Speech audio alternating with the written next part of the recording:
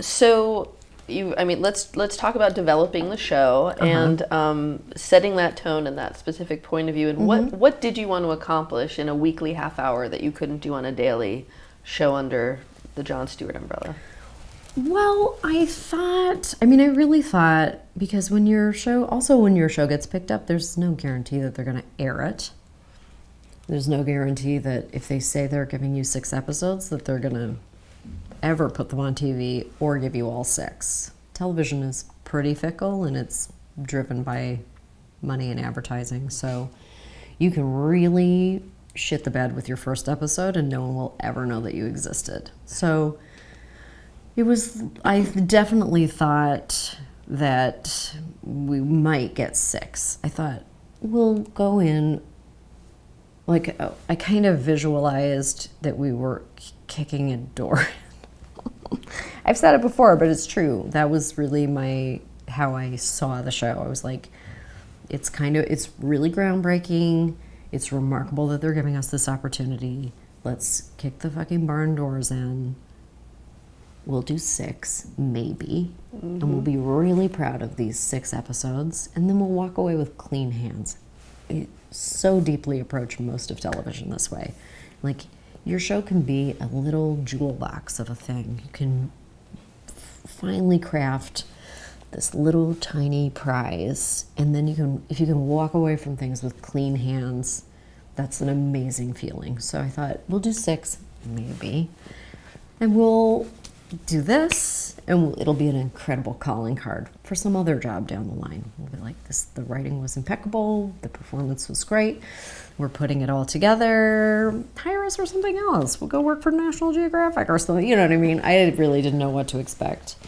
And it turns out that there was a hunger for a show like that we would not have anticipated. People were kind of waiting for something that we didn't know that they were waiting for, and probably they didn't either. It just was a different type of show. Thank God. Right off the gate, I was super excited that you picked Peaches to do the theme music. Totally. That was something that I knew immediately. I don't know how I just had it in my head from the moment that we got the green light to make a pilot that would be the theme song. Yeah. So, it's these pie-in-the-sky ideas sometimes work out. I was literally sat in a meeting and was like, this is what I think it should be. I played it for everybody in the room. Everyone's like, what? And then I'm like, what? Can you just ask her if she says yes? And she was like, sure. She did say yes. Sometimes you just have to ask. And she was great about it. She's been so generous to us and made us tons of music stings. It's been a great partnership. She's awesome. And just some of the other tonal elements. No desk, no guests. How much of that was really thought through, and that was why? all super thought through, because there was a time when John had been sick. He was really ill, and Jason and I filled in for him. Jason mostly. Jason did a bunch of the desk stuff, and then I kind of joined Jason, I think, in the second act or something like that. I just feel like it seems so simple. To me, it seems so simple. It was just, when I'm behind an object like that, I just don't think I'm at my best. I'm not having that much fun. I feel super confined. I feel like my face starts to do stuff. Like, it starts to try to compensate for this obelisk that's in front of me, so it start to really pull faces, and I know that I have too much bodily energy, and then it all goes into here, and then I just start to look like a crazy woman. So it was really a no-brainer to not have a desk. I just really I didn't think it would work. I thought it would be very boring. I thought it would just be boring to have another person behind a thing, and it didn't suit me as a performer. It's scary not to have. Scary. It's not scary, but it feels weird at first. No props, yeah. Nothing to hide behind that is a little bit naked. Pretty much instantly, as soon as we did one episode in front of a studio audience, I knew that it worked, for sure. But there was a lot of time leading up to that point where I was like, I don't know about this. We'll see. What was the other question you asked me? Desk, no desk. No, yeah, no Oh, guest. no guest. Well, this is controversial. I don't really like guests on shows. That's the part where I would turn off the Chili Show.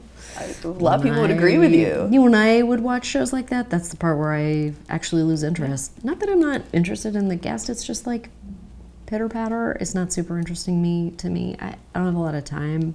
I don't care that much. I'll go see the movie. Yeah. And I'm not like so amazed by seeing celebrities in real life. I don't care that much. No, it makes sense. And like, no time. I mean, was it also intentional? I mean, you have a half hour, you cram a lot into that half hour, and you talk really, really fast. Yep.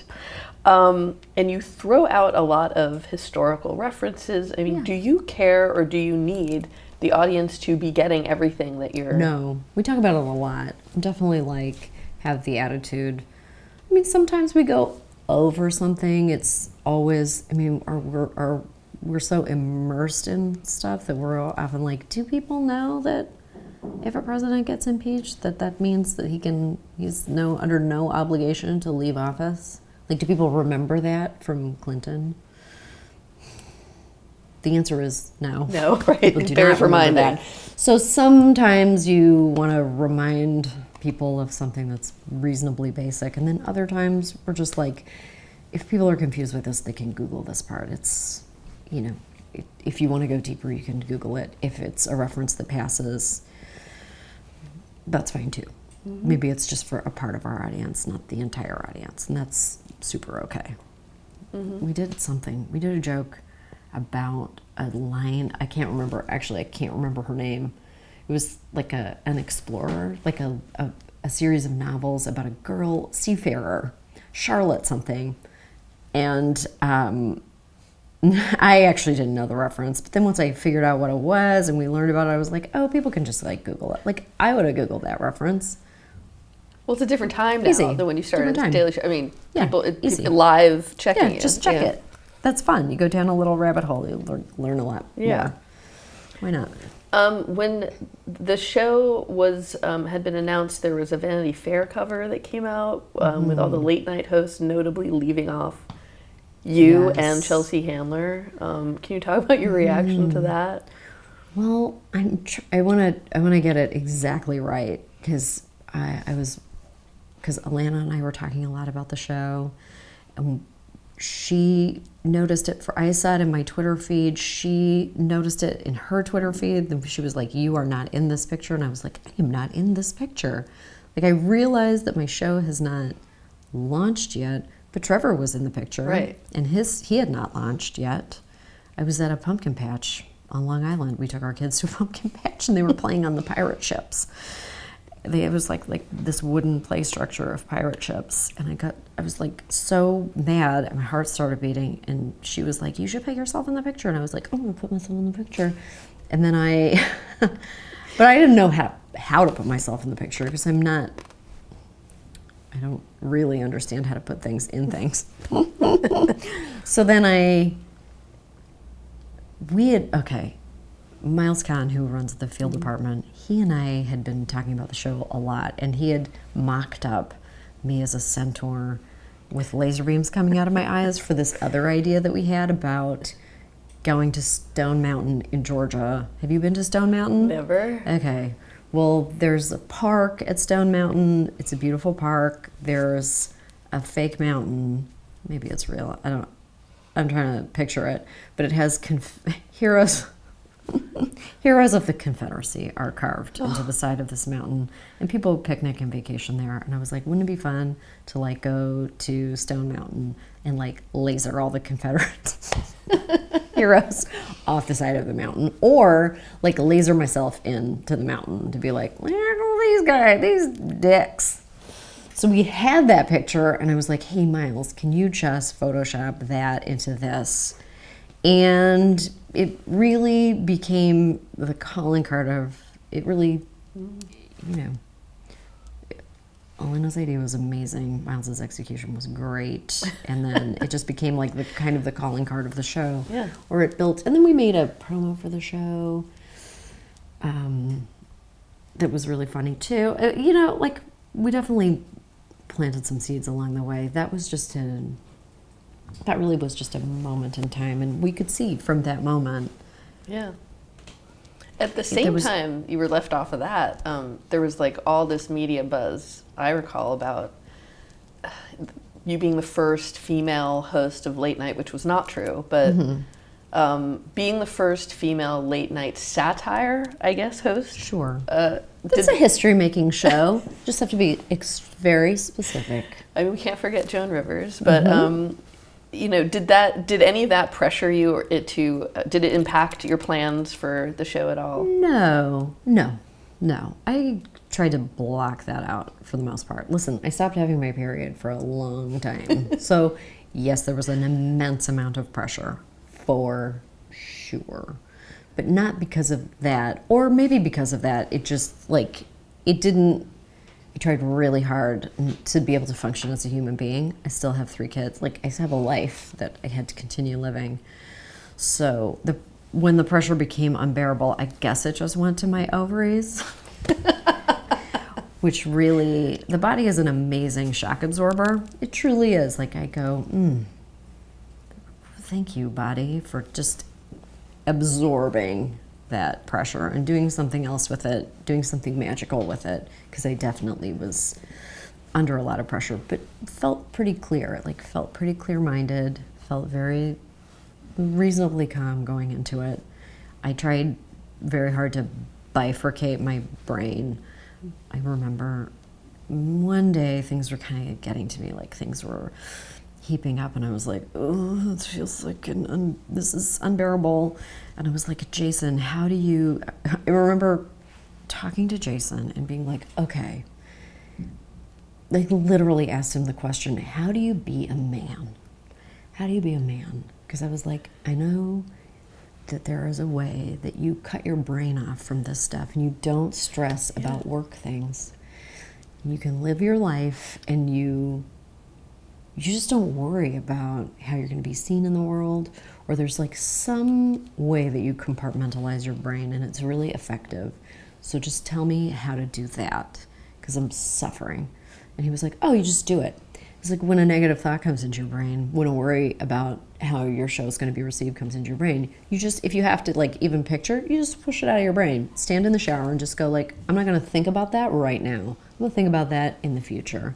And you literally just go, ugh. And I did that. I was like, thank you. That's a good tip. And there were times where I would go, like almost physically, and just go, no, not today. I'll think about that in 2 years. Did you read reviews of the show when it came out? I tend to read almost nothing about the show. Almost nothing. I read a couple. I've maybe read 3 in total. Wow. I guess in total for 4 years, I've probably read 10 articles about the show. It's going really well. Thank you. I just don't read about it. That's part of my Jason how to be a man technique. Yeah. To just go, if I tried to even for 1 second grapple with people's impressions of the show or how the show is received in the world, I truly could not function. You don't have time for that. I don't have time for that. I actually spend an immense amount of time raising my kids. And I think that that's extraordinarily destructive. I don't know how anybody does their job who taps into that, who taps into like criticism or glowing reviews. Like, to me, a glowing review is as useless as a criticism, because what's the purpose of any of it, really? If you're doing your job, you shouldn't care about whether you're like really impressing people or disappointing them. If you're truly like on your mission driven. If you're mission driven, you're mission driven. And there's other stuff to think about. I'm going to leave here, I'm going to another meeting, then I'm going home and I'm making dinner for my kids. It's like truly a very good thing to have a life outside of this that requires more attention than my actual like work life. That is more important to me than anything I do professionally. And it's 1,000,000% valid that my outside life is the most important thing to me. That's very effective. I focus on that, and it's healthy, I think. DGAF. What does that mean? You had it. Oh, yeah. Hashtag. I don't. Yeah. I mean, you know, there are moments where you're like vulnerable. I actually care more.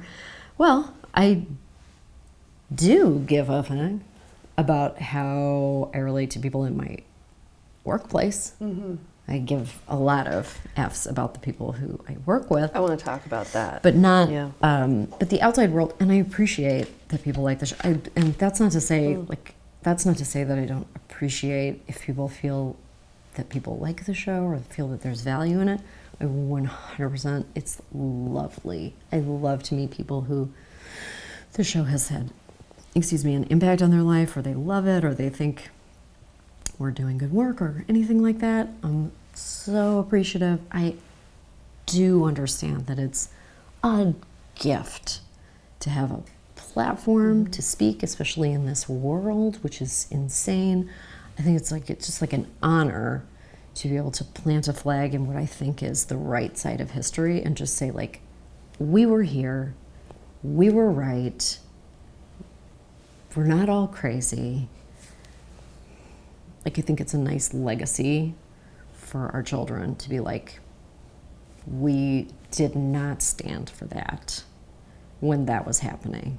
It's like a historical record to me. Okay. Yeah. Well, we're going to talk a lot about that and the need for humor in this crazy news, whatever the news is now. But let's talk a little about your staff. You have a blind hiring process. Why was that important to you? And talk about that a minute. Well, I will say this, if I can I do need to correct the public record somewhat. Because there was a lot of conversation when we started our hiring process about how we were like the first blind hiring process, but that's not true. We weren't. We learned from what they did at The Daily Show. They had adopted a blind hiring process, which was that they would read initial scripts without gender details or age or anything like that. And Oliver's showed the same thing. I think that we built upon that. I think that we learned from their blind hiring processes and made it and tweaked it and made it a little better.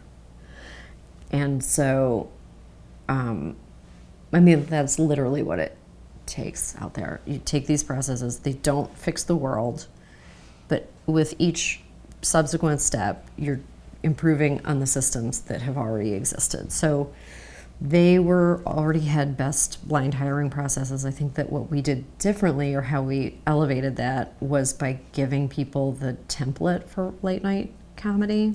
Like, if we gave them provided writers who were seeking the job with a visual template of what a late night script looks like. Because what happens if you're an inexperienced writer and you submit for a show like ours, there's a template to it. It looks a certain way. It has, there's font size, and there's the way that we code graphics in the script. It just looks a certain way. And if you submit a script that's in final draft, when we're reading script of scripts, we can tell just from looking at your script that this is the first script you've ever submitted to late night. And I think it can add bias to the way that you read the jokes. I think that that's absolutely true. You think, oh, this person's very green. Okay, let's see if there's anything here. It takes an extra step for you to overcome your inherent bias. And that is just a technical thing. It's just a little technical blip. It's very important for you to know what scripts are supposed to look like if you want to be on a level. It just levels. It's just like another step of leveling the playing field slightly. And listen, people have the template. Some people don't use it. They still submit things in final draft. And we're like, that's, I think, from my perspective, a mistake, but go for it. No Right. problem. And I think that we've endeavored to reach into communities. We have always tried to find people from places where you wouldn't naturally expect to find like a million comedy writers waiting, like lined up at the door. Like we've always tried to find people from unusual places and through personal connections, and like, who do you know in this world who you think is great or who you think is right for this? Sometimes we succeed, sometimes we fail. Like we have definitely not always found people to be producers when we wanted them. Like it's hard to find people who are the synthesis of all these worlds that we want to explore. We're just always trying. I feel like it has to be at the forefront when you're hiring, to think like, how can we add diversity here? How can we bring someone along? Like how can we find someone who has a kernel of this skill set and like draw it out of them? It's something that we're all thinking about all the time. I don't think that we've perfected the system. I don't think that we've like I don't think that we've like solved the problem of diversity. It's just something that we're always working with. It is never not in our minds. Do you think that's changed the show, and if so, how? Oh, I think it's necessary. There's just certain, it just expands the world of stories that you can tell, that you feel like you can speak with authority on. It's important to like, it's important to have the perspective of the community that you want to do a story about in the story. Yeah. Like it's hard to, it just enriches the subject matter. It's value added. I don't exactly know why shows don't do that. It adds a tremendous amount of value. Talk about the writing process. Talk about the process, but from pitching, selecting stories. How are stories researched? How are they selected or not selected? We have a pretty open pitch process at the show, actually, which, I mean, we really have, there are, our office is made of these different departments. So we have the writers, we have the field department, which is full of producers. We have the studio department, which really is our research team. We have our graphics department, which is excellent, and everybody has a different type of process, but everybody's feeding into the pitch system all the time. So, and we work on Slack. We have like 50 million Slack channels that we employ to great effect. And myself and Melinda Taub, who's the head writer, and Pat King, Allison Camillo, like we have an amazing team of people choosing stories. We pick the stories that interest us. We look at the stories, we go, I look at all the pitches and I go, oh, this is very interesting. Like honestly, I'm just constantly going through great pitches and going, we should do this, we should do this. Melinda, what do you think about this? Yeah, I like this. Like it's actually pretty democratic.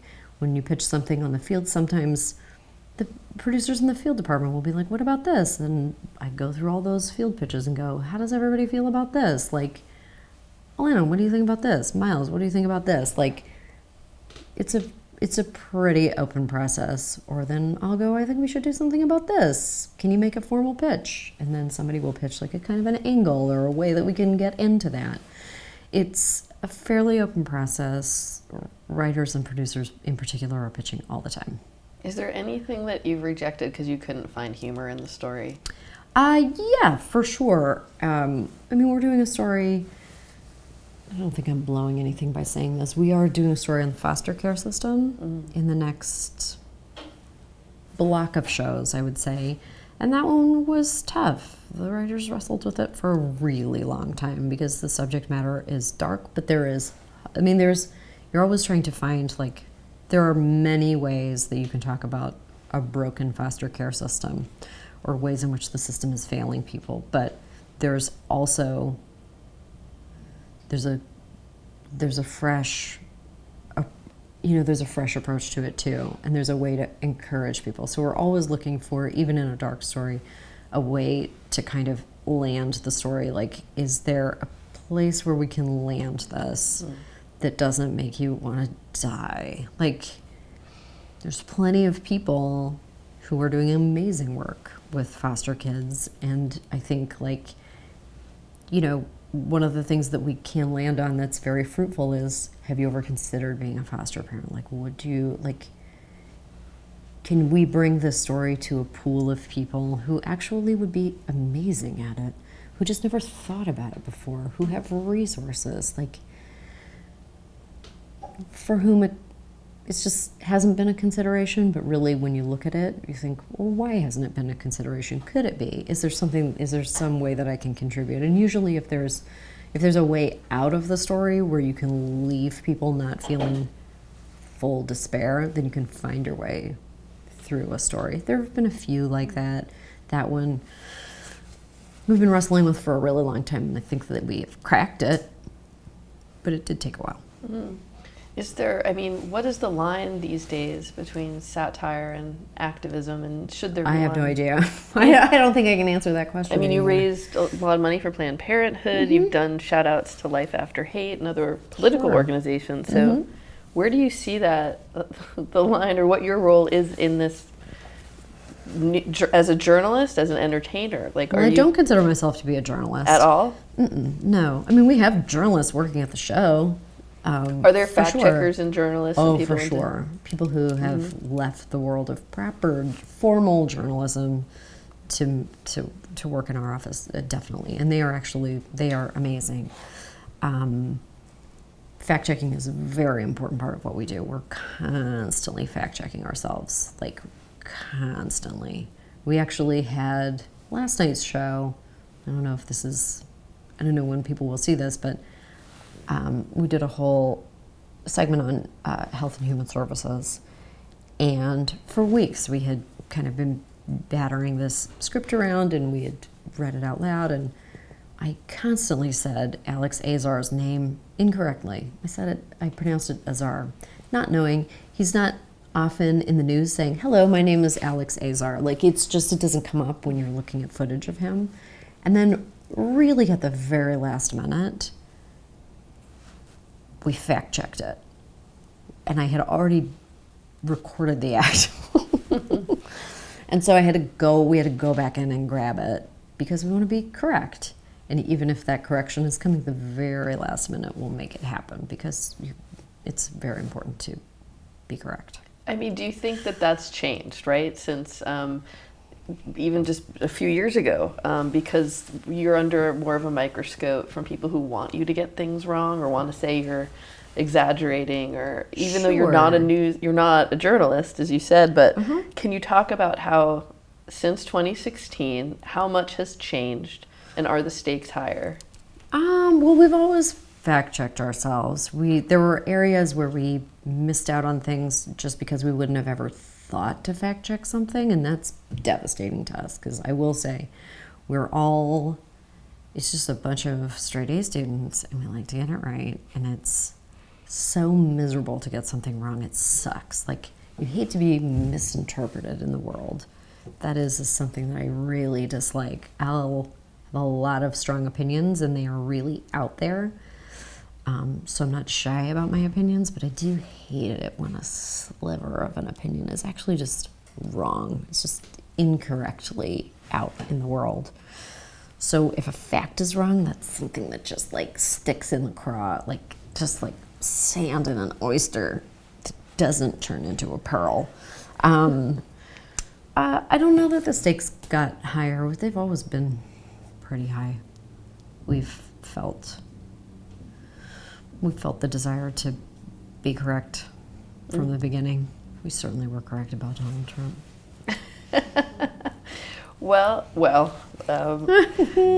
How has We tried to tell everyone nobody listens to comedy shows. What the hell? Well, now they do. No, they don't. They don't do what we tell them to do. Well, that's interesting. I mean, you've given people the ammunition to. It seems that it's not just cathartic. You're trying to inspire people to motion, right? We're trying to. Of course, we try to influence people's opinions, things, but I actually don't think it works. I do think that the show is mostly useful as catharsis. I remain true to that belief. Like, I don't think I'm gonna sway the I'm not going to sway people to vote one way or the other. That's just not going to happen. If I could do that, I would do that. Trust. I try my darndest, but I don't think I've changed a single person's opinion on something.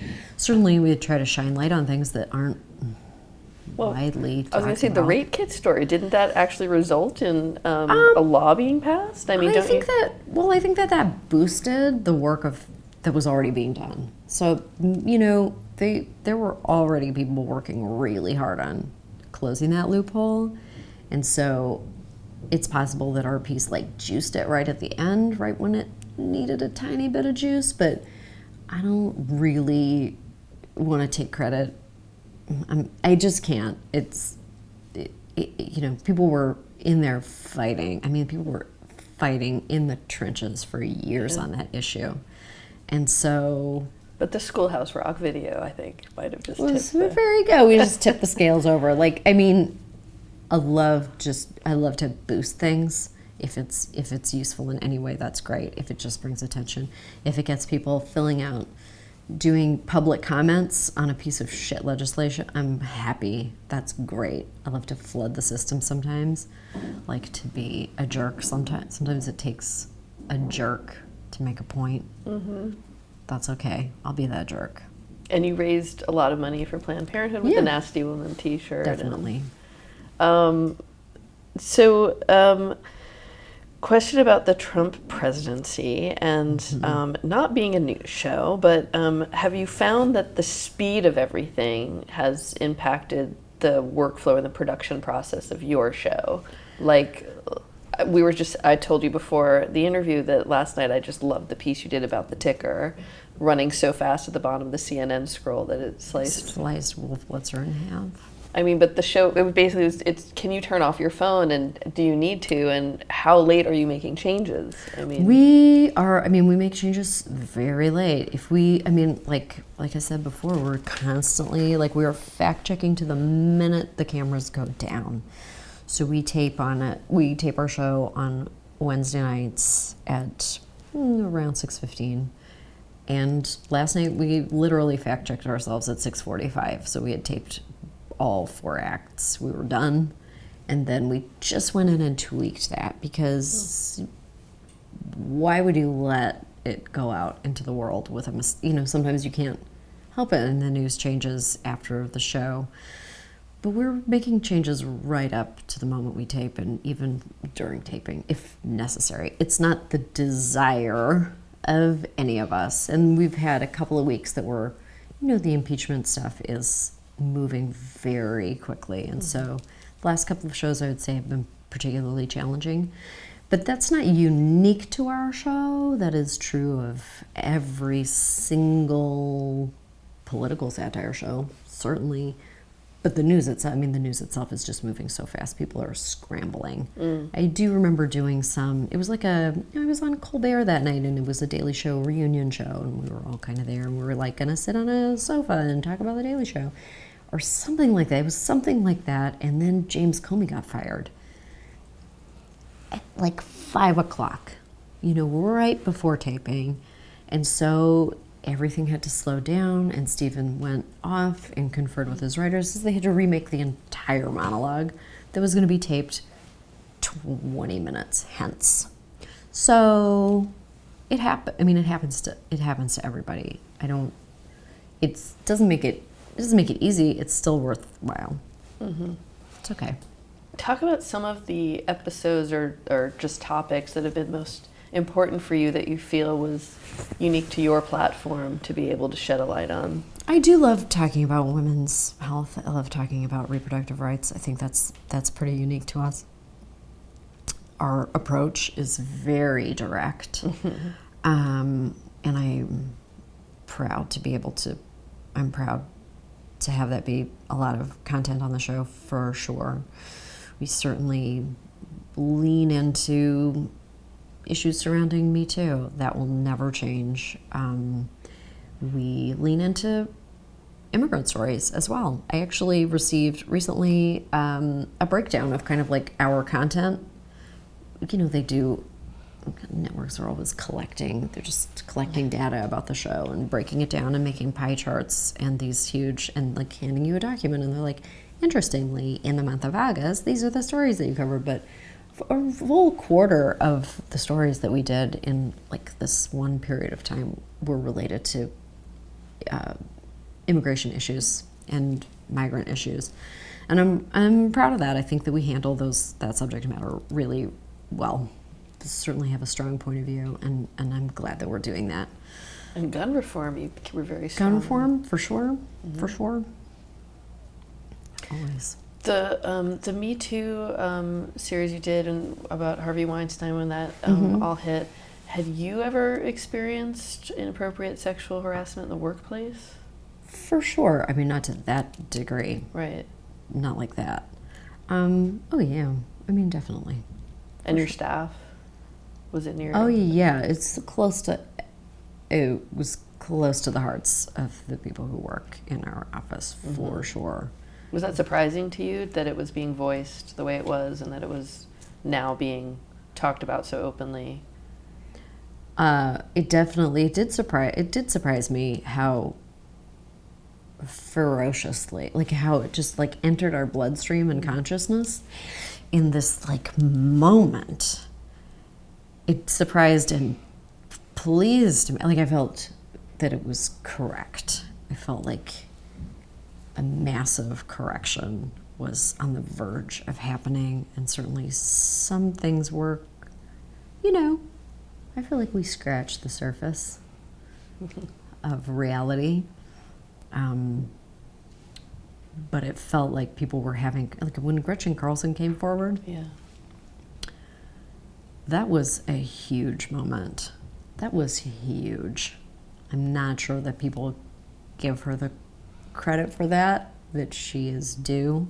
It was very important that she came forward and spoke about what had happened to her in the way that she did. Very, very important. Very significant. It has been, I mean, I don't want to use adjectives like, I'm so happy that, I mean, it's hard to be like, oh, I'm so glad that this has happened.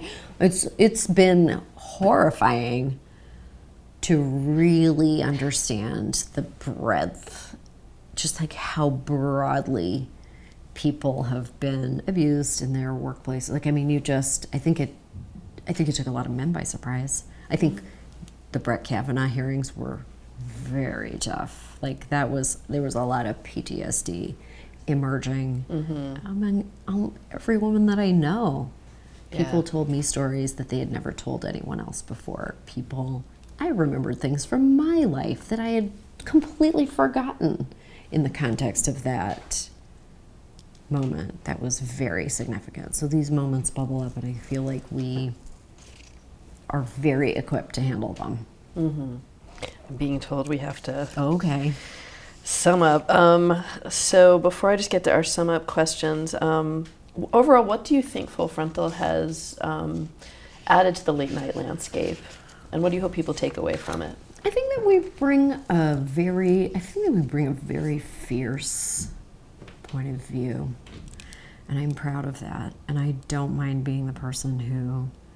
I don't mind being a bitch on television. I love it. I'm all for it. I don't mind putting a stake in this, making our opinions known for as long as we have this show, being the person at the front of that. It feels really good. Representing the hard work of this incredible team that I work with. I'm very proud of that. Everybody comes to work with passion and intelligence, and it's a thrill for me to be able to represent all of that and put that out in the world. We have a very fierce point of view. I would say that point of view is the greatest thing that the show offers. And I also happen to think it's a very funny show. We haven't really talked about whether you had any mentors, but is there a piece of advice anyone's ever given you that really helped you, or something you wish you had known when you were starting? Oh, interesting. I can never, when anyone asks me questions like this, I can never think about what the answer is. I never So, mentorship. I would think that John mentored me in the sense of like just being able to, just observing how tenaciously he would like do his work, I think was very effective for me. Actually, this is very sappy, but I've learned a ton about work ethic from my husband. Actually, observing him he's taught me so much about how to work in this business. He's like a savant about it. He's very much understands the business side of things. I've learned a lot from him, actually. His work ethic is impeccable. He's constantly working. He's constantly writing. He's constantly thinking about what the next thing is, and it's not in a way that's OCD or anything like that. He just always has ideas. He's really an ideas person, and we complement each other. And so, I've just learned a lot about how to work from him. Mm-hmm. Okay. What advice would you give either your children or, for your children about the world that they are entering, professionally, morally, emotionally? What do you hope for them in the future in this country? Well, I hope that I do have one piece of advice that I really try to drill into them, and it's a difficult one. So I'll get to that. But I do hope that we have raised people who can be passionate about an issue. Like, I hope that they can see from us, and I don't think that they're there yet. They're still like, pre-teens basically. But I do hope that that they observe our work ethic, because we do work hard. We do work hard, but we have a rich family life. And I think that we do work really hard on being very focused on our children when we need to be. Like, I hope that they understand that you can do both, that you can work, you can work, but when you are not working, the most important thing is your family, or the family that you have created, because, we support when we're working hard, we have this foundation that we always come back to, and they have the most value in our lives. And so I think that now I'm just sitting here complimenting myself, but we actually, we just prioritize them very fully without using platitudes about it, but we prioritize that first. And I hope that they see that for their own lives. I want that for them, that they understand what it is to be a human and to have compassion and to build something around you that's very healthy, because that protects you when the world is hard. That's really good advice. And then the real advice that I always give them, and I'm trying so hard to work this with them, because I suffer from it, and I don't want that for them, is that they just don't have to be people pleasers. I am a people pleaser. It's really not evident from what you see of my work, but I have always been a people pleaser. It's gotten me into very dangerous situations growing up. It's not being able to say no to people, always wanting to be like the nice person, acquiescing to people's desires at the expense of my own has been just a constant threat in my life. Even to now, I think it can, not that you want to be a person of compromise, and you have to be a person of compromise, and you have to have these rich, good relationships in your life, and that takes a lot of work, for sure. What I mean is, you don't have to say yes to strangers who don't mean anything in your life. You don't have to let people into your apartment just because they're standing there. You don't have to always be, you sometimes have to listen to your instincts. You don't always have to respect a teacher who you think is wrong. It's okay to not be the nice person in the room all the time. I want that for them, because I want them I want them to make a decision for themselves and clean up the mess after. And I think that my parts of my life would have been better if I had listened to my own inner voices and really given them, if I had just listened to myself a little bit more and acted in my own best interest more as a teenager, as a young adult, he probably would have been happier for a lot of that time. That sounds so dire, but I don't want my kids to be in bad relationships because they think they have to do something. They think because they think that they need something. I don't want my children to listen to adults just because they're a congressperson. Those people are wrong. People are flawed. Just because you're older, just because you have a position of authority, doesn't mean that you are making great decisions or that you should speak for my kids. And I want them to understand the difference. I want them to listen to their inner voices. Of course, they think I'm so ridiculous. I drill this so hard. And also, everything is advertising. I try to really drive that point home too, and they think I'm ridiculous. Well, I'll end with one question, but I also just have to say one of my favorite interviews you did was with the Congressman Dan Flynn. Oh, yeah. Having that Dan chance Flynn. to tell him what's up. Right. He did not listen to me or care for me at all. But yeah, it was good. That was very satisfying. After that point, really, people like him would not come on the show anymore. And I was like, that's fine. I'm not going to like change your mind. Is there anyone that you really, really want to interview that you haven't been able to? Actually, I can't say that I have a long list of people who I would love to talk to who just won't come on the show. I kind of play it as it lays. I think that's part of that very pragmatic. I don't want to walk the earth and be like, oh, if only this person had come on the show. Like, if the person doesn't want to come on the show, I'm like, we're fine without you. It's totally fine. We're okay. Okay, then this is the last question. Do you have a proudest career achievement to date? Oh, do I have a proudest career achievement? Oh God, that's, again, I have such a bad memory. Really doing this show is a very proud career moment for me. I think I do have one, and I just can't think of what it is. And that would beg the question, is this your proudest career moment? But just because I can't remember it doesn't mean it doesn't exist. It just means that my brain can't think. We could talk about the Dan Flynn interview. That was a good one. Your zinger about, well, then maybe you should regulate back alleys, because right. That's where the abortions are going to be happening. I know. We do not see the world through the same lens. No.